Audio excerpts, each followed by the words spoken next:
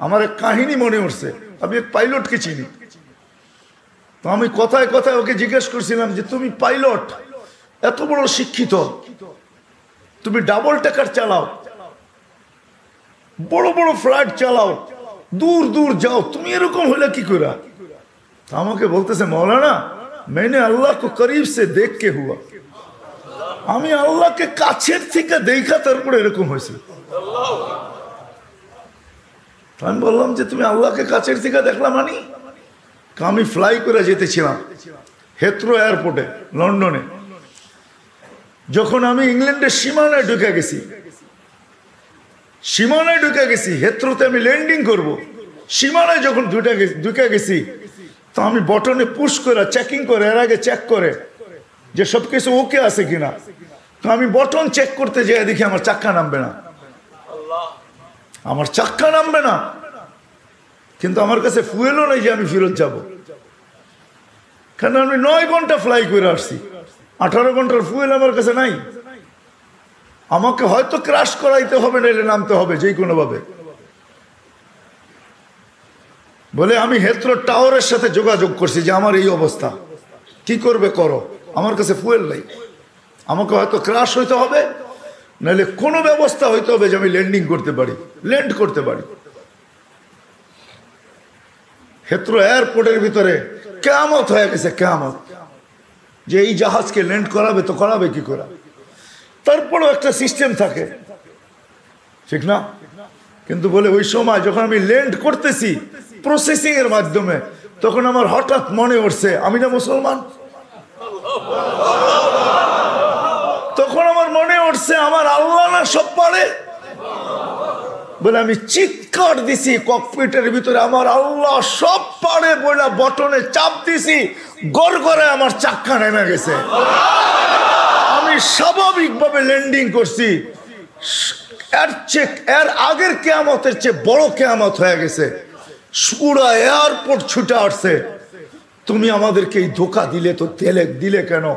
তোমার জন্য হেথ্রো এয়ারপোর্টের মতো হাজারো ফ্লাইটকে আমরা বাতিল করছি, ডাইনে বামে পাঠায়া দিছি যে অঘটন থেকে বাঁচার জন্য। তুমি তো স্বাভাবিকভাবে ল্যান্ডিং করলে। তাই আমি বললাম যে চেক করো, তারপরে কথা বলো। তো ওরা যখন চেক করছে, চেক করার পরে দেখছে এই চাক্কা নামলো, তো নামলো করে, তোর সব সিস্টেম তো ফেল, এটা কি করে নামলো?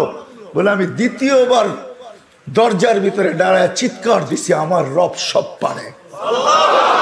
তখন আমি এয়ারলাইন্সের মালিককে, এয়ারলাইন্স চালাদেরকে চাবি বুঝাইয়া দিছি, লও তোমাদের চাবি, 4 মাস পরে চাবি আমি হাতে নিব, যদি দেও, এর আগে নিব না। আমি এইখান থেকে চললাম, কেননা আমি মালিককে কাছের থেকে দেখা ফেলছি। সত্য এটাই, আমি আপনাদেরকে এই সন্ধানে দিতেছি, সত্য এটাই। এই জন্য আমিও দেখা বলতেছি যে এই দেশের মাটির সাথে, মানুষের সাথে আল্লাহর ভালোবাসা আছে। কেননা এই দেশে একটা পরিবেশ আছে যেটা দ্বারা মানুষ হবে। এত মসজিদ দুনিয়ার কোথাও নাই, এত মাদ্রাসা মক্তব দুনিয়ার কোনো দেশে নাই, এত হক্কানি আলেম দুনিয়ার কোনো দেশে নাই, এত আল্লাহওয়ালা গলি গলি দুনিয়ার কোনো দেশে নাই। জুড়বো তো? যুবকরা কি বলে? আমি কি বুঝাইতে পারলাম? হ্যাঁ, মানুষ বানায় নিয়ে যাও ইনশাআল্লাহ। মনের স্বাদ আল্লাহ জান্নাতে মিটাবে। আমাদের মালিক শুধু মনের স্বাদ মিটাবে না, বরং আমরা যতটুকু স্বাদ রাখবো এর চেয়ে 10 গুণ বেশি স্বাদ আল্লাহ আমাদের মিটায় দেবে। আমাদের মালিক বড় মালিক, আমাদের আল্লাহ বড় আল্লাহ। হ্যাঁ, আমাদের মালিক বহুত বড়, যেটার বর্ণনা দিয়ে শেষ করা যাবে না। কত বড় আমাদের মালিক, সব রাখা আছে। যুবক একটু সহ্য করো। হ্যাঁ, দুর্গন্ধময় জায়গা দিয়া যাইতে কারো কাছে রুমাল না থাকলে যেরকম নাক চাইপা ধরে আর দ্রুত পার হয়, ঠিক এই ছোট জীবনটাকে এইভাবে পার করো। 4 জিনিসের সাথে সংযুক্ত করা, ইনশাআল্লাহ তুমি ওই যুবক হইয়া ফিরবে, ওই যুবক। আমি আজকে এক জায়গায় বলতেছিলাম যে ওই আমার মনে হয়, আমি বলি যদি ওলামা আমার উপরে আঙ্গুল না উঠায়, তুমি ওই যুবক হইয়া ফিরবে আল্লাহ আল্লাহর রহমতের আঁচলের নিচে তোমাকে রাখবে। যেরকম মা সন্তানকে আঁচলের নিচে রাখে, আল্লাহ তার রহমতের আঁচলের নিচে তোমাকে রাখবে। ওই যুবক হয়ে ফিরবে। করবো তো পাক্কা? সবাই কি করব? মসজিদে সময় দিব, দিনী মাদারেসের সাথে নিজের সম্পর্ক জড়ব, হক্কানি আলেমদের সাথে সম্পর্ক জড়ব, হক্কানি আল্লাহওয়ালাদের সাথে নিজেদের সম্পর্ক কি জড়ব, নিজেদেরকে বাঁধবো, 4 জায়গার সাথে বাইদা রাখবো। যত বেশি দিতে পারি তত উপকৃত হব, তত তাড়াতাড়ি হবে। কিছু মেশিন আছে, কিছু সিস্টেম আছে, হ্যাঁ কিছু সিস্টেম আছে তাড়াতাড়ি হয়, কিছু সিস্টেম আছে স্লোলি হয়, ঠিক না? আস্তে আস্তে হয়, সময় লাগে। আবার কিছু আছে কি খুব দ্রুত হয়। ইনশাল্লাহ যত বেশি সময় দিব তত বেশি আল্লাহ আমাকে মানুষের মতো, মানুষ তত দ্রুত গতিতে বানাবে। 4 ক্ষেত্রের সাথে নিজেকে নিজে চুরি। এক, মসজিদ, সময় পাইলেই মসজিদে ঢুকি।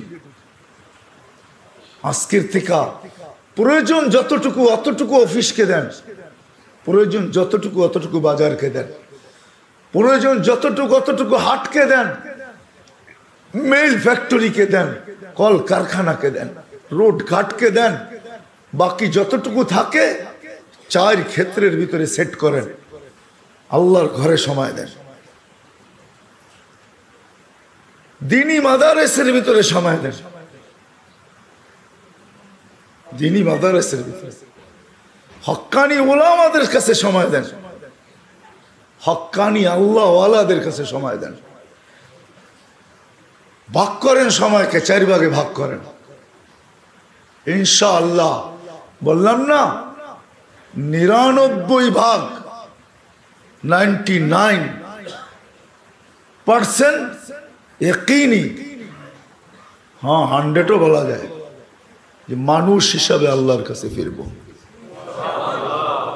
আল্লাহ বড় ক্ষেত্র বাংলাদেশে রাখছেন, এরকম ক্ষেত্র দুনিয়ার কোথাও রাখেন নাই। এই জন্য আমি এখনো বলি, আগেও বলতাম যে এই মাটির সাথে আল্লাহর মহব্বত সবচেয়ে বেশি আমার মনে হয়। মক্কা মদিনা ভিন্ন কথা,